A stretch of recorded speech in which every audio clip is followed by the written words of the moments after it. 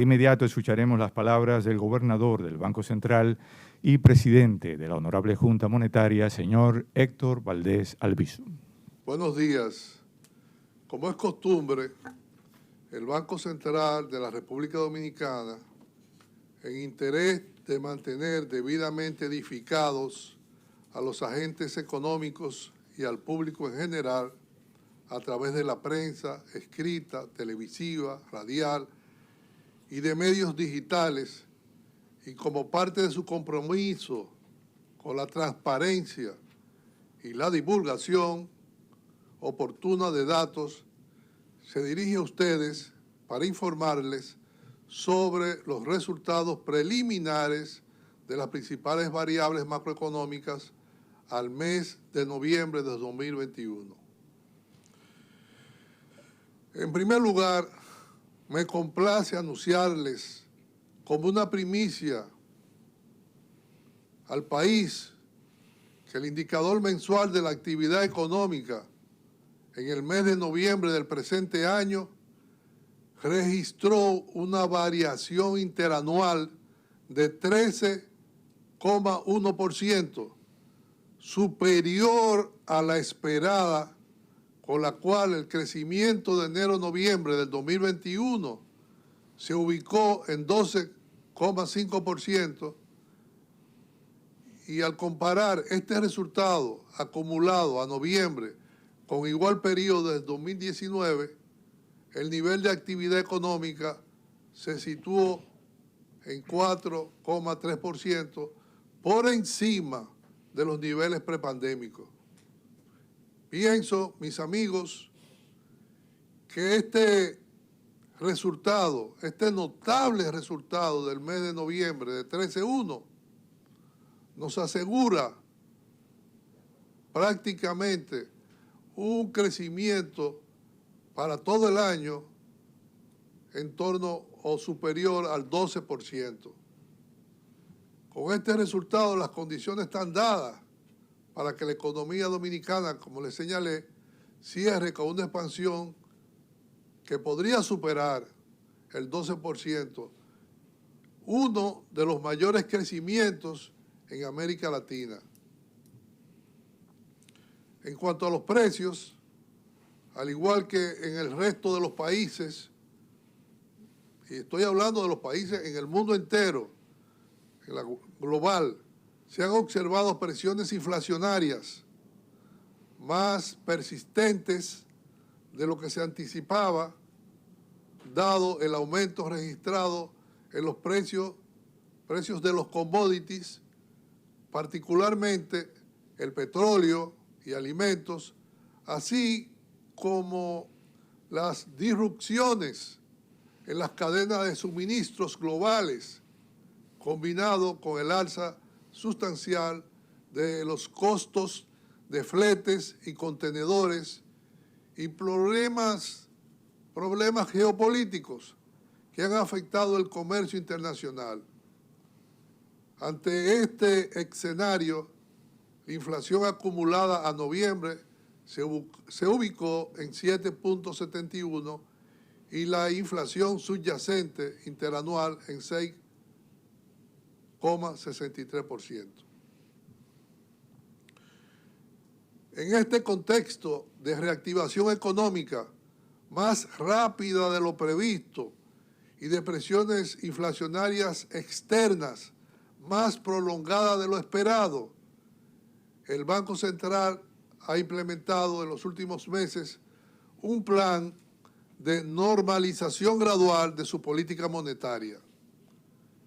En ese sentido, desde el mes de agosto ha comenzado a retornar de forma ordenada los recursos otorgados durante la pandemia, en la medida en que las empresas y hogares van amortizando los préstamos concedidos a través de las distintas facilidades de liquidez que fueron canalizadas por medio de las entidades financieras del país. Adicionalmente, el Banco Central decidió, como todos recordarán, incrementar en el mes de noviembre en 50 puntos básicos su tasa de política monetaria de 3% a 3.50%, con el propósito de facilitar la convergencia de la inflación al rango meta de 4% más menos 1% en el año 2022. Este tipo de medidas monetarias están siendo implementadas en la mayoría de los bancos centrales de América Latina para controlar las presiones inflacionarias, destacándose los incrementos en las tasas de referencia, por ejemplo, de Brasil, quien aumentó 725 puntos básicos su tasa de política. Paraguay, quien incrementó 450 puntos básicos. Chile, 350 puntos básicos. Perú, 225 puntos básicos. Colombia, 125 puntos básicos. México, 125 puntos básicos. Uruguay, 125 puntos básicos. Y Costa Rica, 50 puntos básicos. Y nos informó el presidente del banco que en el mes de enero están considerando otro incremento igual. Asimismo, bancos centrales de economías avanzadas, como el caso de Inglaterra, han iniciado un proceso de aumento de sus tasas de política monetaria, mientras que la Reserva Federal de Estados Unidos de América inició el retiro gradual de su estímulo monetario al reducir el ritmo de compras de activos mensuales. Más aún, se prevé que las tasas de interés en la economía estadounidense comiencen a subir tan pronto como en el primer trimestre de 2022, debido a que su inflación se encuentra actualmente en el nivel más alto en casi 40 años, ubicándose en 6,8%, es decir, 3.4 veces superior a su meta de 2%. Estimados amigos, puedo asegurarles que las perspectivas para la economía dominicana se mantienen positivas, con un crecimiento esperado para el año 2022 ligeramente por encima de su potencial, apoyadas en una ejecución más acelerada de la inversión pública y privada y en la recuperación del turismo a sus niveles prepandémicos. Además, cabe destacar el dinamismo de los préstamos al sector privado en moneda nacional, los cuales, señores, se expanden actualmente en torno al 11% y que el sistema financiero cuenta con suficientes niveles de liquidez para suplir la demanda futura de crédito. Lo que quiero señalarles es que el 2022 deberá tener un resultado en la misma dirección que estamos teniendo este año. Es decir, vamos por el camino correcto. Estamos construyendo una economía que había sido devastada por una terrible pandemia.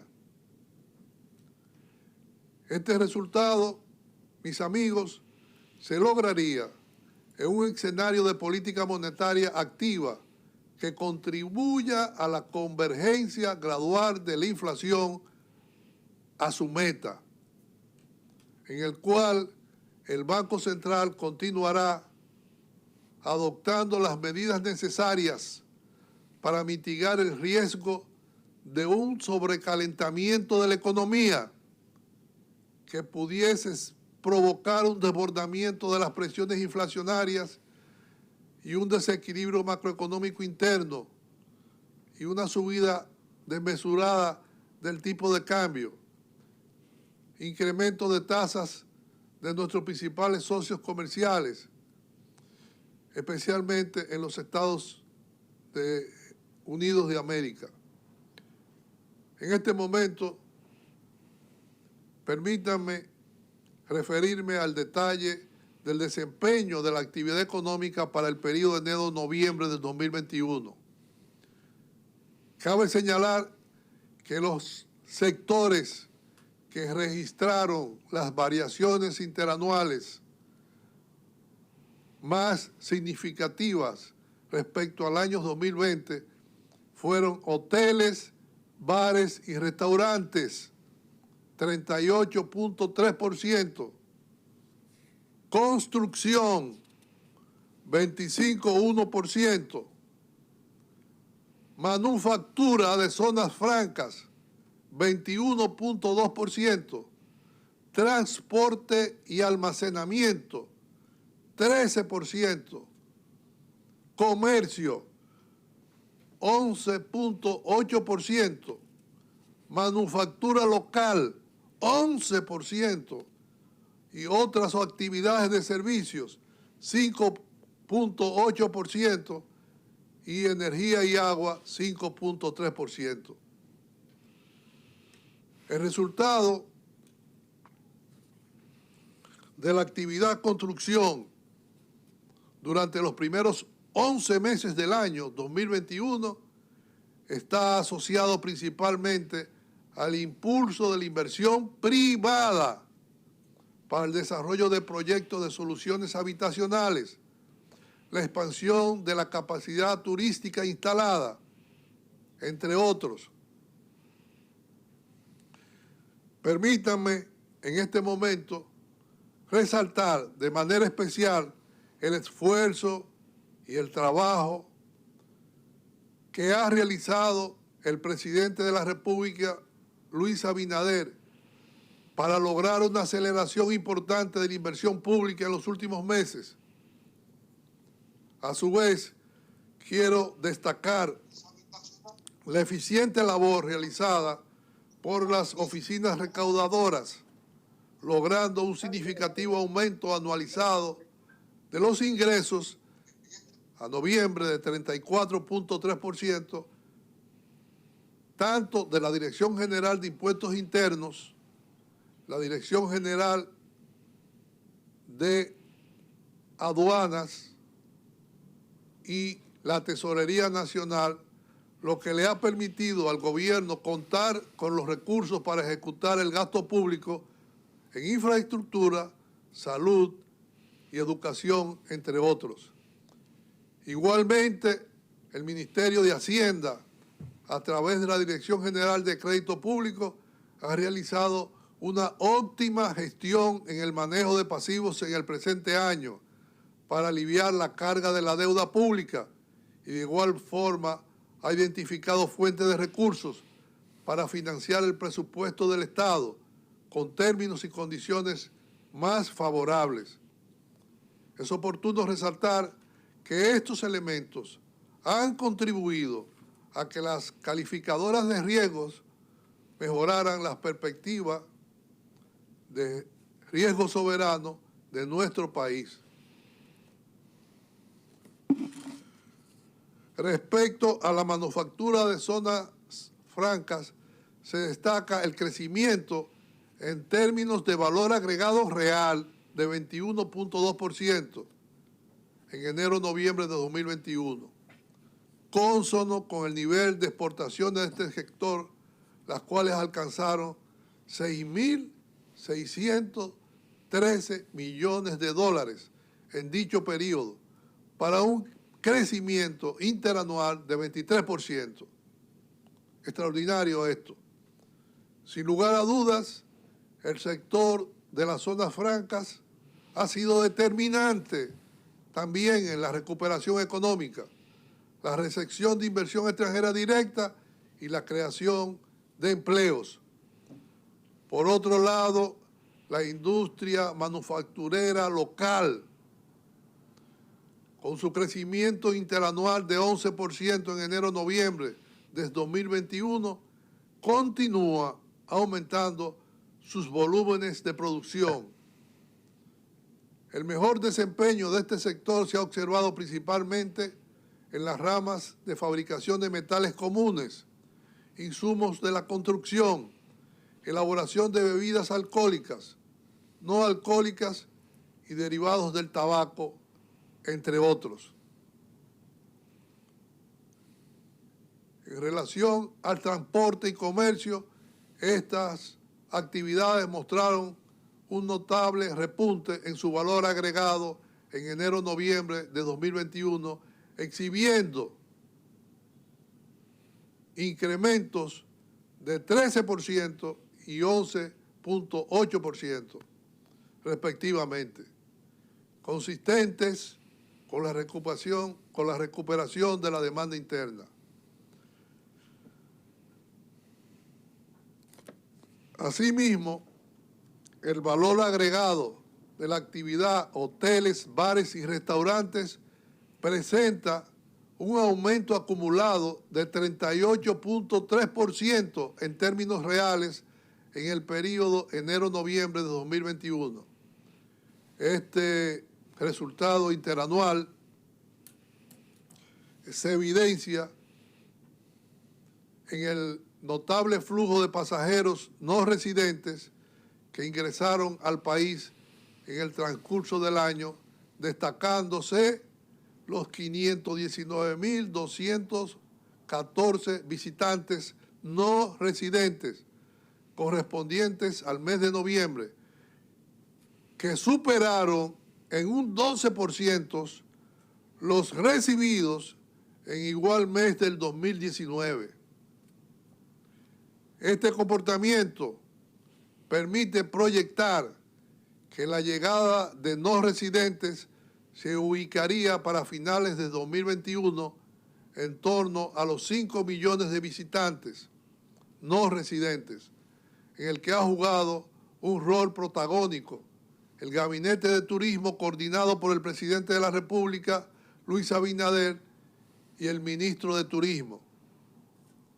Este buen desempeño se ha apoyado en el avance del Plan Nacional de Vacunación, y debo mencionarlo enfáticamente, dirigido por la Vicepresidenta de la República, Raquel Peña, que ha logrado inocular aproximadamente el 77% de la población adulta con una dosis y superando el 64% con 2 dosis, una de las tasas de vacunación más altas de la región, aumentando la confianza de los turistas para visitar nuestro país. Durante el mes de noviembre, el sector externo se mantuvo mostrando un buen desempeño. Las remesas y las exportaciones totales continúan con un importante dinamismo, con crecimientos interanuales de 11.2% y 21.7% respectivamente. Por su lado, las importaciones, señores, aumentaron 69.7% en total, mientras que las no petroleras aumentaron 57.9% en consonancia con la acelerada y extraordinaria recuperación de la demanda interna. Se espera que el déficit de la cuenta corriente para el 2021 se sitúe en alrededor de 1.9% del Producto Interno Bruto, apoyado por el continuo flujo de remesas que superarían los 10.000 millones de dólares en el presente año.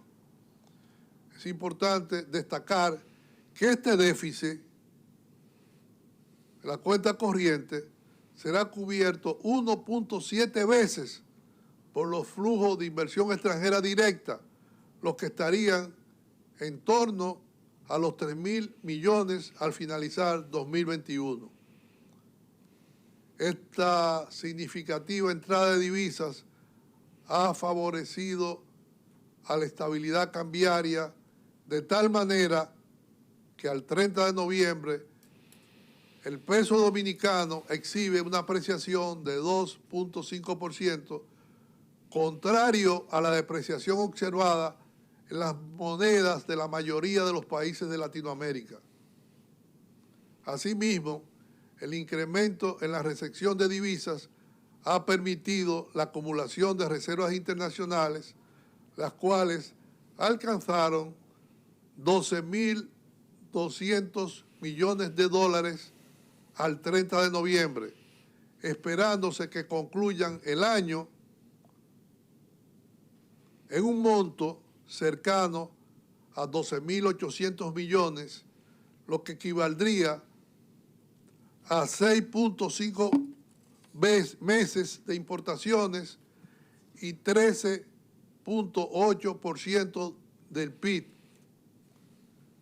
En cuanto al sector financiero, conforme a los datos de la Superintendencia de Bancos, las entidades de intermediación financiera registraron activos superiores en 352.357.8 millones de pesos al 30 de noviembre del 2021, para un crecimiento interanual de 15%, mientras que la rentabilidad sobre el patrimonio, el llamado ROE, y sobre los activos promedios, el ROA, se ubicaron en 21% y 2.3% respectivamente.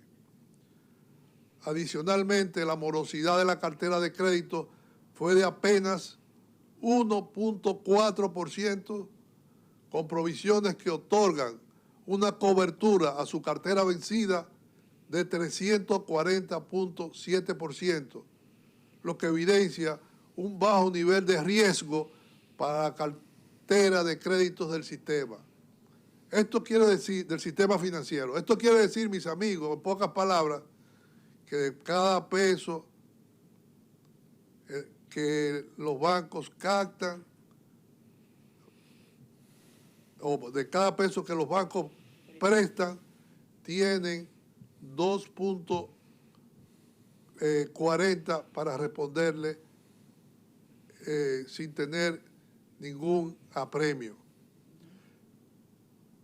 A octubre del 2021, el coeficiente de solvencia del sistema bancario se ubica en 19.6%, muy por encima del 10% exigido por la regulación vigente en la República Dominicana.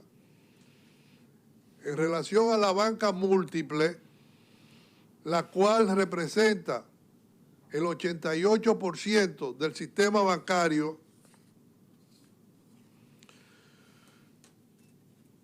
a octubre del 2021 presentó una solvencia de 17.3%, mientras que al 30 de noviembre de 2021 registró un ratio de liquidez de 20.8% y una rentabilidad, mis amigos, sobre el patrimonio que ascendió a 23% y sobre sus activos a 2.3%.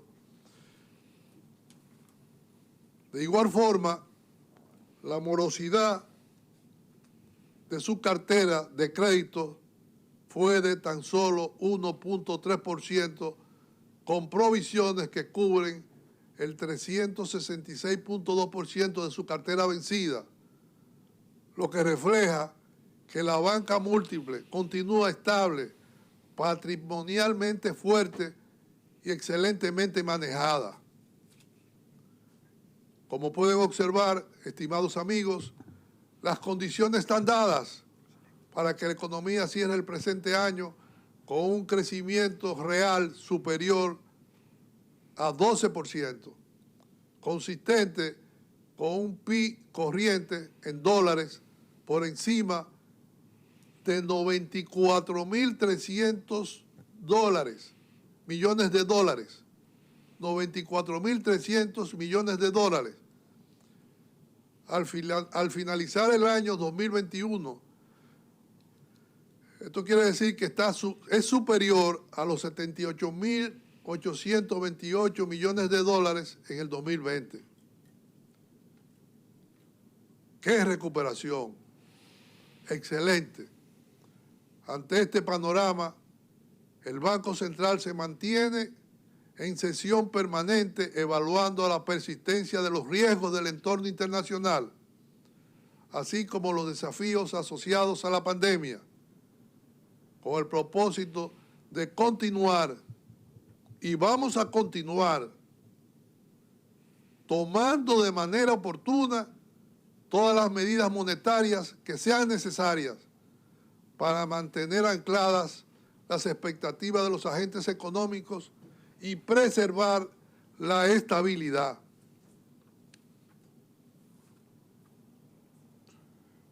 Pienso, apreciados amigos, señores periodistas, tanto televisivo, radial, miembros de las redes, periódicos de la red y analistas, que la República Dominicana está caminando con paso firme hacia una situación que antes no habíamos podido obtener en una forma extraordinaria. Hace años, y le habla una persona que tiene muchos años al frente de esta institución, no teníamos un crecimiento en un mes de 13%, 13,1%, pero mucho menos nuestra economía, sin rebote, como le he dicho en más de una oportunidad, solo comparando con el año prepandemia, va a terminar con más, en torno al 12% de crecimiento. Todos los dominicanos debemos sentirnos alegres, contentos, y además debe primar la certidumbre en los agentes económicos, tanto nacionales como extranjeros, de que estamos con un buen timonel manejando la situación económica del país. Muchas gracias. Bien, muchas gracias al señor gobernador Héctor Valdés Albizu por estas importantes y positivas informaciones sobre el comportamiento reciente de nuestra economía. Antes de pasar a la sesión de preguntas, queremos agradecer al canal 37 de CDN por sumarse a la transmisión de esta rueda de prensa. Reiteramos el agradecimiento a RNN, canales 27 y 72, y a Boreal Televisión, canales 20, 31 y 76. Ahora formularemos las preguntas en el orden en que fueron llegando al chat de la plataforma Zoom y comenzaremos con Ramiro Estrella de apuntedigital.com.do. Gobernador, me gustaría saber cuáles medidas básicas se tomaron para lograr un crecimiento que superó las expectativas a pesar de la pandemia. Muchas gracias por la pregunta, porque es muy oportuna y me permite reiterarles que el Banco Central, tan pronto se acentuó el tema de la salud y puso en peligro a la población dominicana, y sobre todo que estábamos obligados a asumir una serie de medidas, los aeropuertos fueron cerrados, el sector turístico prácticamente colapsó durante ese periodo, aumentó el desempleo en forma alarmante, etcétera. El Banco Central decidió, con el apoyo de la Junta Monetaria, que hay que mencionarla, nos autorizó a colocar recursos a través de los intermediarios financieros con garantía de títulos de Hacienda o de títulos del propio Banco Central o con garantía de su cartera o de su capital. Y nosotros colocamos a casi todos los sectores, más de 90,000 personas fueron beneficiados, unos 215,000 millones de pesos. Y luego se lo canalizábamos a través de la banca, de las corporaciones y sobre todo de las MIPYMES a un 3% para que reestructuraran, si era necesario, los que estaban atrasados tomaran a través de su intermediario financiero o banco múltiples, tomaran recursos en esos bancos y esos bancos a su vez giraban con su garantía los recursos que el banco les suministraba, pudiendo hacer dos cosas: o los que estaban atrasados ponerse al día para que la mora no le hiciera mucho daño, no le hiciera daño al banco, o el que estaba al día al cierre al 1 de marzo, que podía tomar para renegociar el plazo, es decir, que no fuera al plazo que tenía originalmente contratado, sino a un año o más, año y medio o 2 años, de manera de que la banca tuviera seguridad de que podía auxiliar a sus clientes sin correr peligro de afectarse directamente. Esto fue dirigido a los principales entes y sectores y agentes económicos de una manera rápida y fue muy efectiva. En segundo lugar,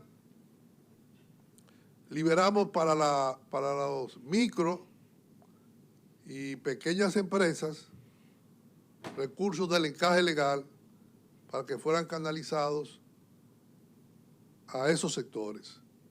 La tasa de interés de los primeros que mencioné no podía ser mayor del 8%. Y lo de los otros, los micro, hogares, pequeñas empresas, que fuera a una tasa acorde con su capacidad de pago y además con el esfuerzo que ellos hacen para colocarlo a los que no están debidamente ubicados para hacerle frente. Ustedes saben que la microempresa tiene que tener un motorista o un carro para visitar un campo para poder localizar a un microempresario, y eso tiene un costo. Entonces, a eso lo dejamos de acuerdo al programa que ellos siempre han seguido y que tienen una recuperación de más de un 95% de su cartera. Es decir, ellos saben a quién prestarle, a qué micro prestarle, a qué hogares han hecho uso porque realizan alguna actividad, un ventorrillo, tienen un salón de belleza, tienen una barbería o una microempresa que no tiene grandes capitales, pero que cuando han ido a esas instituciones han tomado prestado y han cumplido con un índice de más de un 95%. La tasa de interés pasó de 13% a hacerse préstamo en términos generales de la banca múltiple hasta 7% en algunos casos. Y a los premium, los que son grandes empresas, que depositan mucho dinero, se le estaba prestando hasta un 6%. Eso hace y influyó en que se recurriera a esos recursos en forma rápida. Por el otro lado, implementamos para el sector turístico, para el sector exportador, para la construcción y para la manufactura, pusimos a disposición 20.000 millones de pesos, de manera de que fueran usados rápidamente. Y yo le puedo decir que en 2 semanas ya se habían ido 18.000. Y no es que lo tomaban y lo guardaban, es que nosotros le exigimos el contrato de préstamo como una garantía de que el dinero hacia dónde va y quién lo está usando. Yo tengo la lista completa de todo el que ha girado recursos a la banca para a través de la utilización de estos recursos. Evidentemente, eso no lo ha hecho ningún país de Centroamérica y el Caribe, y creo que muy pocos de Latinoamérica. Tanto es así que en reuniones de presidentes de banco y gobernadores que hemos tenido, ellos nos han dicho cuál es la fórmula, porque ven cómo la economía ha ido en resiliencia cada día. Y yo le digo que el problema es contribuir a resolver el problema del sector productivo, de la actividad económica, y contribuir a que todo el daño que habían tenido se recuperara. Debo decirle que el sector privado jugó, y lo he dicho, un papel fundamental en todo este proceso, porque fue con el tema de la alianza público-privada, y el gobierno se dedicó los primeros meses a enfrentar con toda la fuerza, como yo lo señalé, y a mejorar los hospitales, a documentar lo de medicinas, de las vacunas, el plan de vacunación, etcétera, y también a resolver problemas vitales de la población y de los vulnerables de la sociedad, de las personas que son muy vulnerables. La mayoría están en sectores informales que no estaban trabajando y que habían quedado los que estaban trabajando sin empleo. Pero el sector privado jugó su papel, evidentemente, y posteriormente el trabajo realizado en el sector turismo por el ministro, el presidente de la República, coordinando todas las actividades, y el ministro de Turismo lograron poner en el camino correcto de la recuperación, o contribuir, digamos así, del sector turismo, que constituye la espina dorsal de los ingresos del país. Todo esto se ha ido ampliando, pues el presidente ha iniciado, tiene de hace varios meses, me decía, yo voy a resolver los otros temas, y es la inversión pública en el sector que estaba más rezagado, porque había un problema de papeleo, de contratos, de investigaciones, de obras sin terminar. Y señores, eso le ha dado un empujón extraordinario a la economía, porque el Banco Central solo no podía. Y el presidente estaba consciente de lo que estaba haciendo.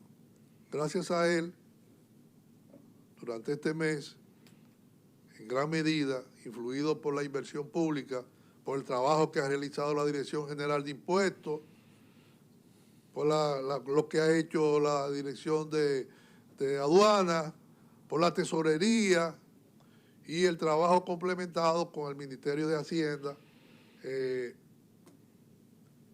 gestionando recursos para enfrentar los problemas del país y mejorar la calificación de la nación.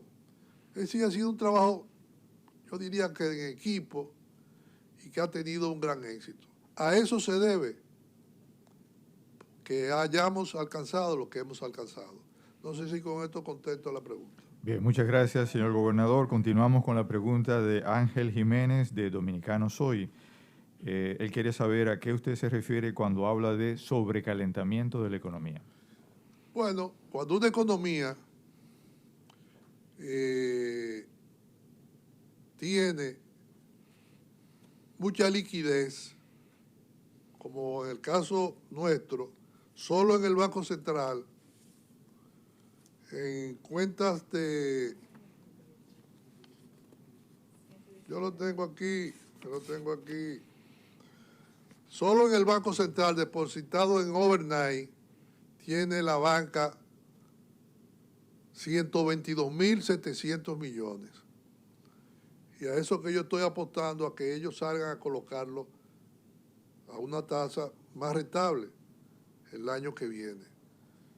Y si a eso le agregamos el financiamiento que dio el Banco Central y los recursos que se han invertido el gobierno para enfrentar los problemas del coronavirus, y ahora tenemos el tema de Omicron y la vacunación masiva, y además reparando las circunvalaciones, terminando obras de infraestructura que está hace 3 meses como un ingeniero resolviendo todos los problemas. Yo no había visto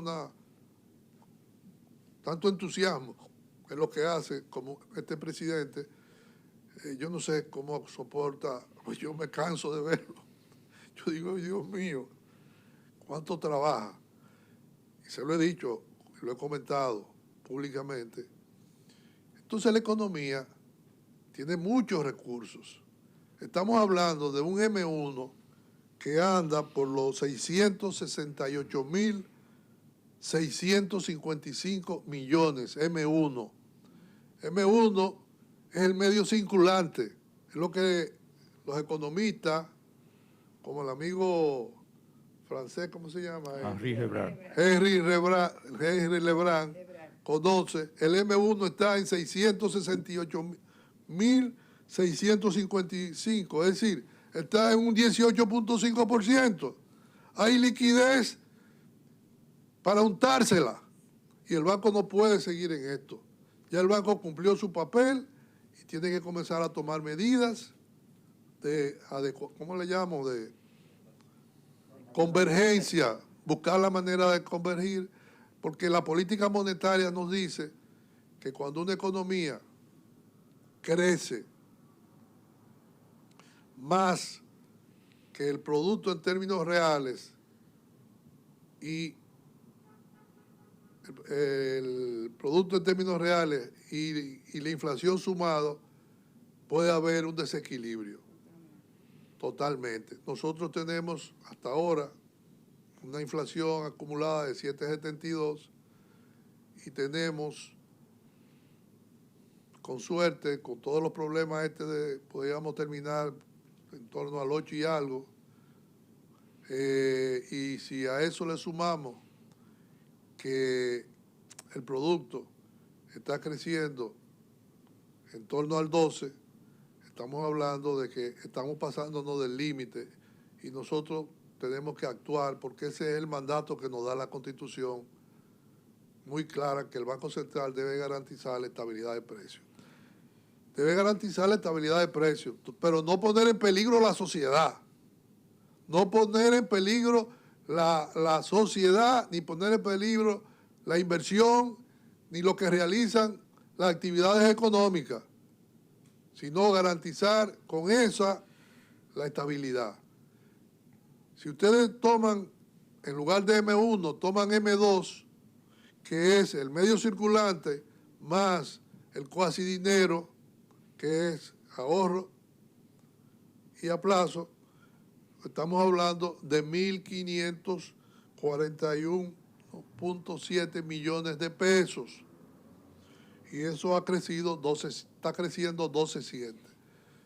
Esas son las medidas que nosotros vamos a tomar para adecuar gradualmente, sin trauma, como lo han hecho otros países. Yo le mencioné otros países, le mencioné que Brasil subió 725 puntos básicos, que Paraguay subió 450 puntos básicos, que Chile, que es el ejemplo del mundo, de América Latina, como economía, subió 350 puntos básicos, que Perú subió 225 puntos básicos, que Uruguay subió 125 puntos básicos, que México subió 125 puntos básicos y que República Dominicana subió 50 puntos básicos, porque no queríamos parar el estímulo que estaban teniendo el sector privado y el trabajo que estaba haciendo por falta de liquidez. Pero ya habiendo alcanzado un crecimiento que puede ser de 12 o más, o un poquito más, entonces el Banco Central va a comenzar, como lo ha venido haciendo, en la medida que se van venciendo los préstamos y que le van pagando a los bancos, recuperando el dinero que colocó, de manera que el circulante se adecue a las necesidades, es decir, a la demanda real, la oferta monetaria, a la demanda real de la economía, para garantizar la estabilidad. Gracias, gobernador. No sé si contesté. Sobre ese último tema versa la primera pregunta de dos de Henry Gebrard. Henry dice, frente a presiones inflacionarias a nivel global que se proyectan sigan durante buena parte del 2022, ¿se asumiría que vienen otros incrementos de la tasa de política monetaria en el corto plazo? Bueno, Henry, tú eres un hombre inteligente y de paso francés y además eres un buen economista. Haz un ejercicio de todas las medidas que el Banco Central puede tener, porque el Banco Central puede emitir títulos con un rendimiento, el Banco Central puede colocarse como han hecho otros países del mundo, pero ahora mismo lo acaba de hacer Alemania, Inglaterra, y los Estados Unidos nos están diciendo, prepárense, que voy por ahí. En el primer trimestre comenzamos a eliminar todos los estímulos, pero estamos hablando, yo estaba viendo el caso de Turquía. El caso de Turquía es terrible, con una depreciación de un 60% de la moneda y una inflación de un 40%. Y ha tenido que aceleradamente subir su tasa de política. República Dominicana no es una excepción, porque los países que no han hecho ajustes fuertes, si aparecen en su tasa de política, es porque no tienen el crecimiento, no se dan el lujo de tener el crecimiento que tiene la República Dominicana. Entonces yo puedo irme, nosotros estamos analizando cuál es la más inmediata medida que podemos adoptar, Henry, pero de que vamos a tratar de garantizar la estabilidad, porque es una condición sine qua non que nosotros no estamos obligados a mantener. Y esa es parte de mi filosofía, la estabilidad macroeconómica. Es una condición sine qua non para garantizar un crecimiento sostenido de la economía y sano. Siempre habrán teóricos, estudiosos, analistas, universitarios, profesores universitarios, que tirarán patadas voladoras al Banco Central, pero estamos preparados para soportarlas.